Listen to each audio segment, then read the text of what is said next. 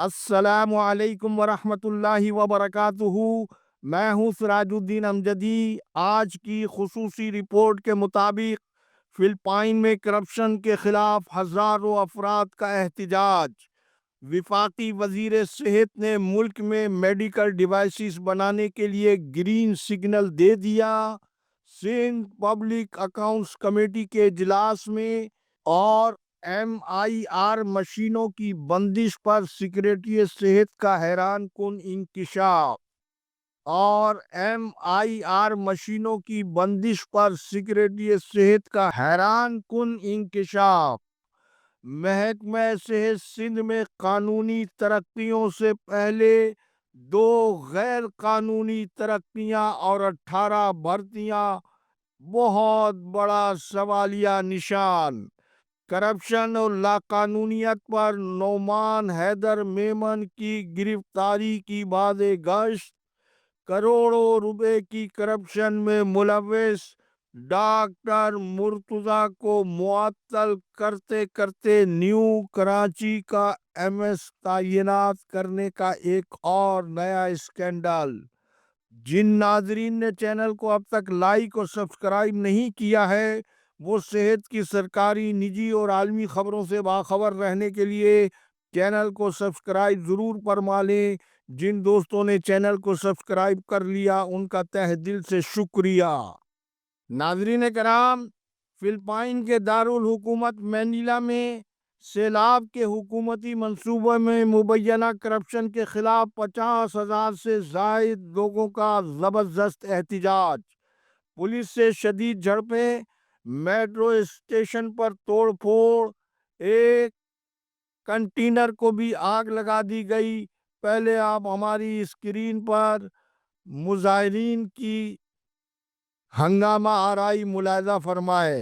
جبکہ ناظرین، آپ کو یاد ہونا چاہیے کہ وزارت صحت سندھ کی جانب سے گزشتہ سیلاب کے موقع پر صحت کے ادارے جو سیلاب سے متاثر ہوئے تھے ان کی بحالی کے لیے 1000 ڈیز پروجیکٹ کا ایک منصوبہ متعارف کرایا گیا تھا، اور فہیم چاچڑ کو اس منصوبے میں ہیڈ بنایا گیا تھا۔ وزارت صحت سندھ بتائے کہ اس منصوبے نے صحت کے اداروں کی بحالی کے لیے آج تک کیا کیا، جبکہ سندھ میں آج دوبارہ سیلاب آ چکا ہے۔ سندھ سمیت پاکستان میں کرپشن کی نشاندہی کرنا یا اس پر تنقید کرنا جرم بنتا جا رہا ہے، جبکہ سندھ کی خوشحالی اور پاکستان کی بقا کے لیے سرکاری کرپشن کی دہشت گردی کو روکنا ہوگا۔ جبکہ وفاقی وزیر صحت سید مصطفیٰ کمال نے کہا ہے کہ پاکستان میں نیشنل ہیلتھ سیکیورٹی اس وقت یقینی بنائی جا سکتی ہے جب ملک میں medical devices made in Pakistan ہوں۔ وہ گزشتہ روز کراچی میں ہیلتھ کیئر ڈیوائسز ایسوسی ایشن آف پاکستان کے 8ویں سالانہ اجلاس سے بحیثیت مہمان خصوصی خطاب کر رہے تھے۔ وفاقی وزیر نے کہا کہ حکومت 500 ڈیوائسز بنانے کی منظوری پہلے ہی دے چکی ہے۔ اس موقع پر HDAPA کے چیئرمین سید عمر احمد نے ٹیکس میں اضافے و دیگر مسائل اور مشکلات سے وفاقی وزیر صحت کو آگاہ کیا، اور سید مصطفیٰ کمال کو ایسوسی ایشن کی جانب سے اس موقع پر یادگاری شیلڈ بھی پیش کی گئی۔ فوٹیج اسکرین پر ملاحظہ فرمائیں۔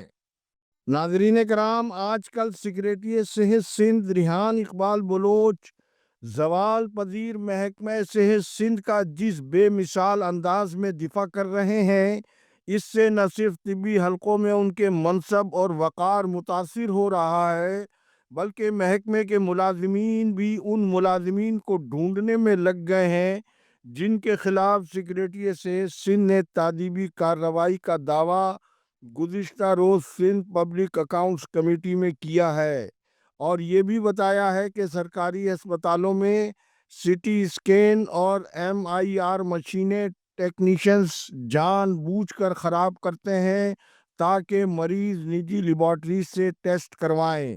لیکن میں یہاں یہ بتاتا چلوں کہ سیکریٹری صحت نے مبالغہ آرائی سے کام لیا ہے اور پورا سچ بولنے سے گریز کیا ہے۔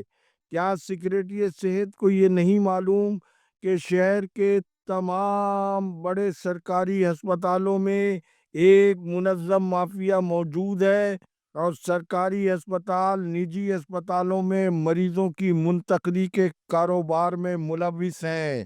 بلکہ یہ نجی اسپتالوں کے وہ بکنگ آفس ہیں جس میں سرکاری طبی اور نیم طبی عملہ شامل ہے۔ پھر اسی طرح سول اسپتال، جنا اسپتال سمیت سندھ گورنمنٹ اسپتال لیاقت آباد، سعود آباد، نیو کراچی، لیاری اورنگی کے شعبہ حادثات میں ڈیوٹی انجام دینے والے غریب مریضوں کو وہ غیر ضروری دوا تجویز کرتے ہیں جس کا کمیشن وہ روز ڈیوٹی کے بعد باقاعدگی سے نقد وصول کر کے جاتے ہیں۔ جب سے آپ سیکریٹری صحت کے عہدے پر فائز ہوئے ہیں، کبھی آپ نے اچانک سول، جنا سروسز، لیاری، لیاقت آباد، کورنگی وغیرہ کی او پی ڈی اور شعبہ حادثات کا اچانک بغیر اطلاع دیے اپنے ہسپتالوں کے انتظامی سربراہان کی کارکردگی اور غریب مریضوں کی براہ راست ان کی داد رسی کی کوئی کوشش کی ہے؟ یقیناً اس کا جواب نفی میں ہے۔ سیکریٹری صحت کو میں یہاں یہ بھی یاد دلانا چاہوں گا کہ آپ نے گھوسٹ ملازمین کے لیے جو فرمان امروز جاری فرمایا تھا، کبھی کسی اسپتال میں حاضری کے نظام کا براہ راست آپ نے خود مشاہدہ آج تک فرمایا ہے یا نہیں؟